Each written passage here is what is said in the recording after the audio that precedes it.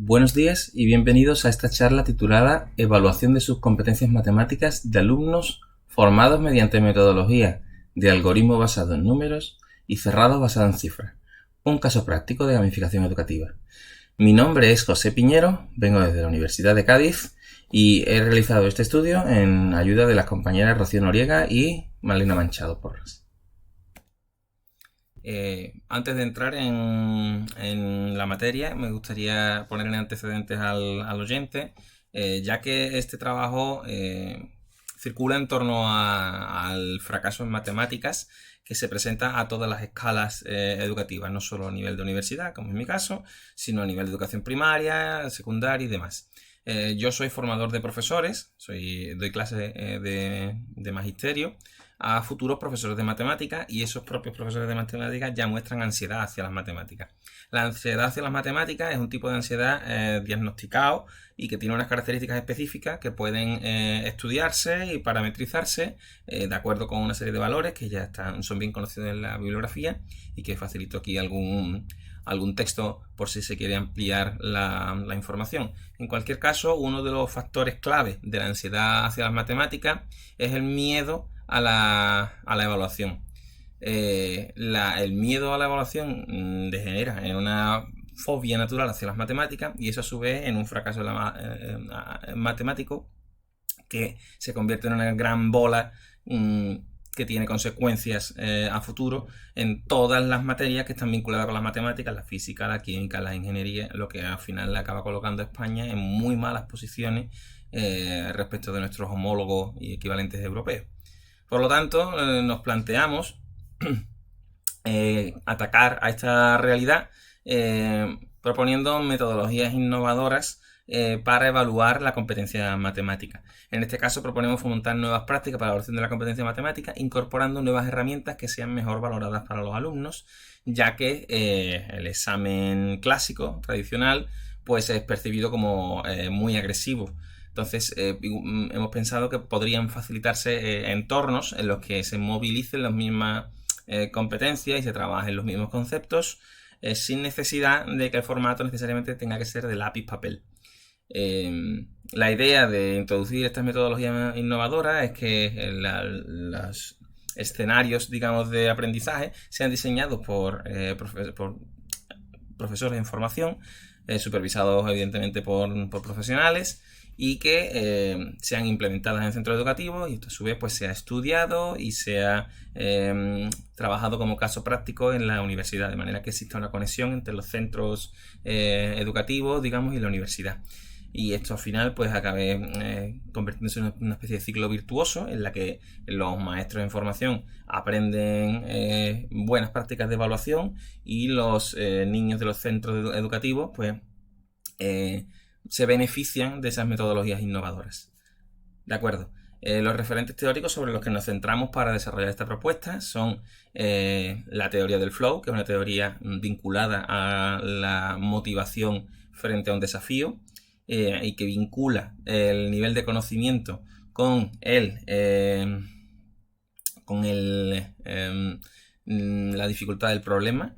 No vamos a ampliarlo mucho, pero bueno, sencillamente que el lector sepa que tenemos este background de trabajo y que utilizamos también el marco competencial de Kilpatrick junto con técnicas de gamificación educativa que yo mismo he diseñado y que al final el objetivo de esta propuesta en concreto que aquí presentamos es trabajar la identificación de la diferencia de competencias matemáticas entre alumnos que han sido formados mediante metodologías CBC y ABN en las matemáticas.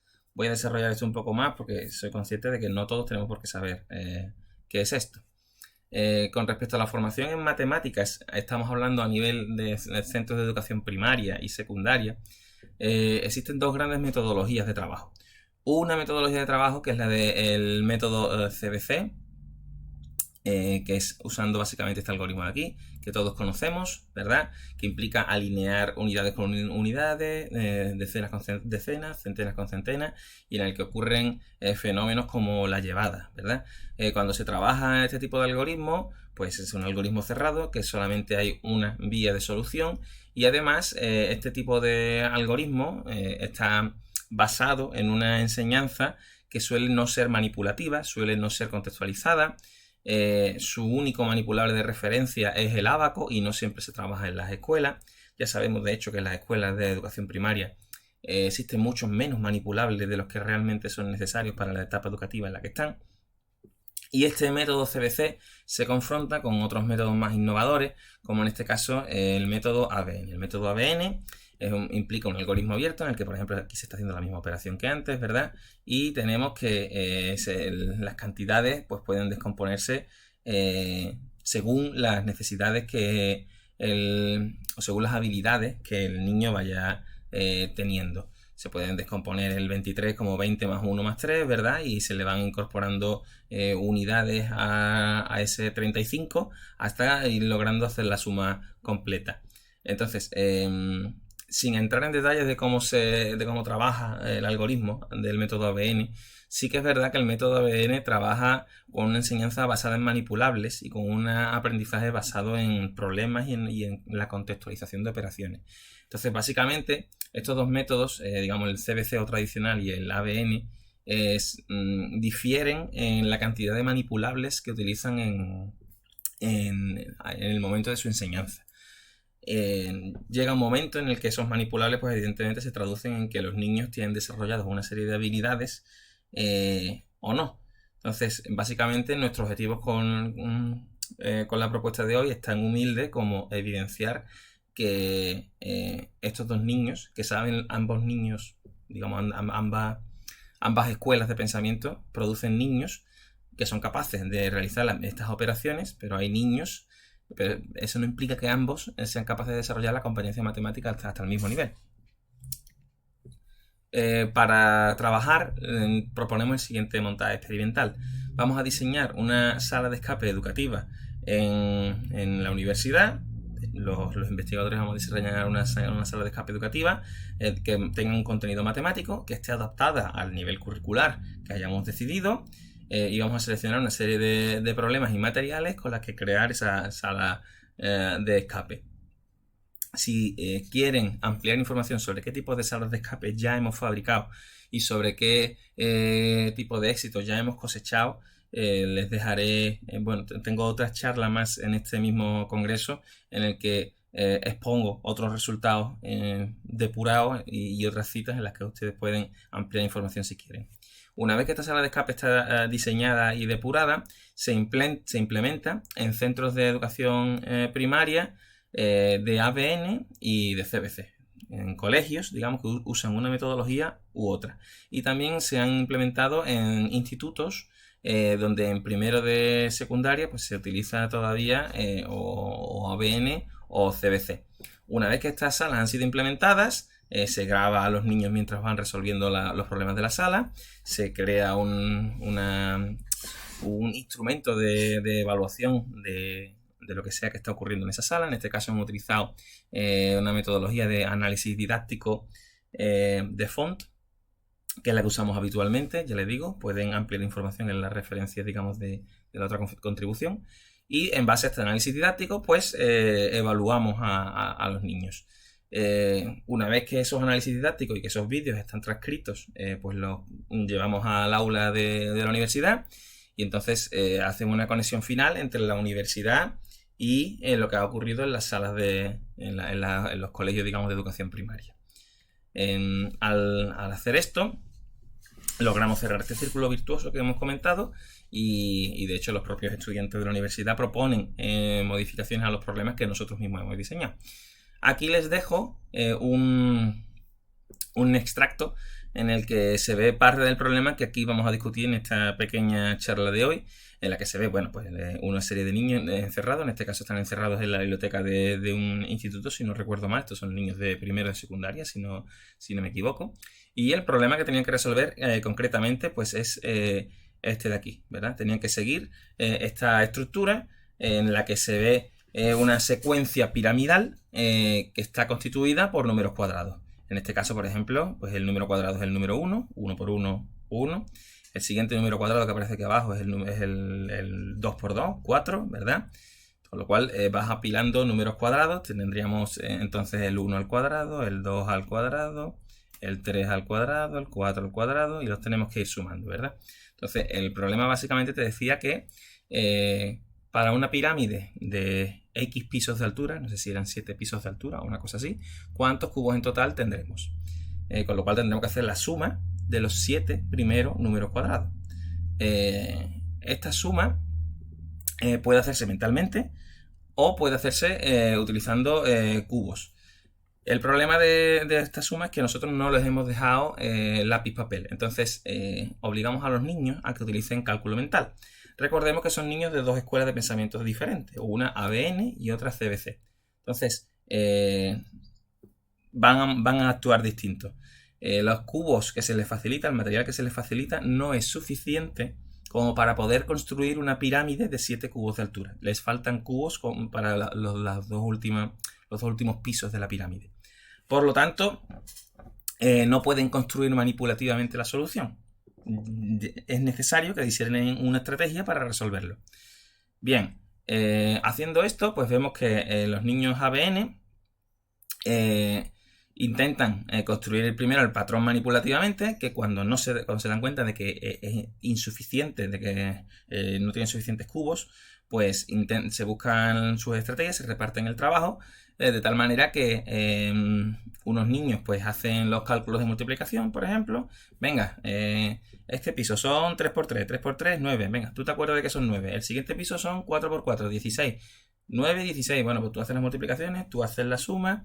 Y ese tipo de estrategias las hemos visto de tal manera que al final, cuando eran, pues no sé si eran 11 plantas o 2 o 7 plantas, al distribuirse el trabajo, pues son capaces de hacer el cálculo mental repartiéndose las labores y llegar a la solución final que les permitía seguir avanzando en la sala.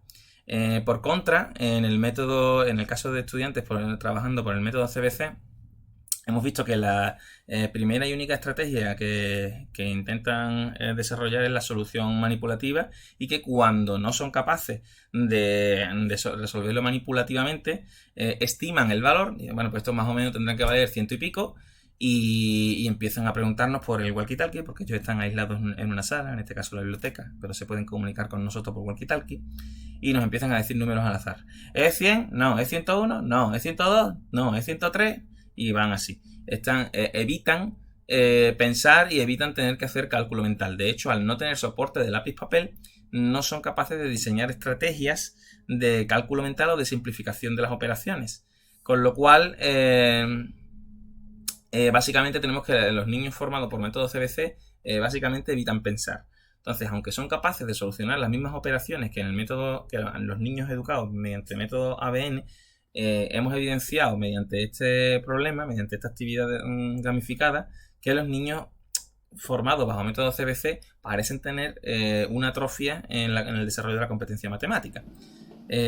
Bueno, aquí tengo, esto continúa, esto es un vídeo que les he puesto aquí, no me puedo extender mucho más, sencillamente para que vean que efectivamente esto se ha desarrollado y ha habido participación activa de los menores, ¿vale? Bueno, esto se ha hecho durante el periodo de pandemia, así que imagínense ustedes el desafío que esto ha sido. Bueno, vamos a ir terminando porque el tiempo de exposición es finito y me estoy pasando bastante. Las conclusiones que hemos podido obtener es que al trabajar así, la evaluación ha resultado mucho menos agresiva. De hecho, los niños no eran ni siquiera conscientes de que estaban siendo evaluados, ellos estaban jugando y punto. Se nos ha pedido desde los centros educativos, institutos y colegios que ampliemos la oferta, que hagamos más salas, que hagamos más intervenciones. Registrar los vídeos de los niños y hacer las transcripciones implica que se obtiene una información muy valiosa sobre las discusiones que ellos tienen y las dudas que ellos tienen, pero requiere de profesionales muy especializados y requiere de mucho tiempo por parte de los evaluadores. Con lo cual, esta es una metodología que es una herramienta y una metodología que es innovadora, que creo que tiene mucho que aportar, pero que por el momento parece que no va a poder sustituir al examen de lápiz-papel por las limitaciones de tiempo en las que nos encontramos. En cualquier caso, si quieren ustedes leer las transcripciones de las intervenciones que hemos hecho en el capítulo del libro asociado a esta ponencia, va a haber se van a presentar las transcripciones de salas de escape ABN y de las salas de escape implementadas en centros CBC, el mismo problema en dos coles distintos, y verán ustedes las diferencias y los matices que tienen esas discusiones que aquí por las limitaciones de tiempo pues no han podido aparecer. En cualquier caso, muchísimas gracias por su atención y quedo a su disposición para cualquier tipo de pregunta, y les ruego que si quieren ampliar información contacten conmigo por correo electrónico o por el método que crean conveniente. Muchísimas gracias por su tiempo y hasta otra.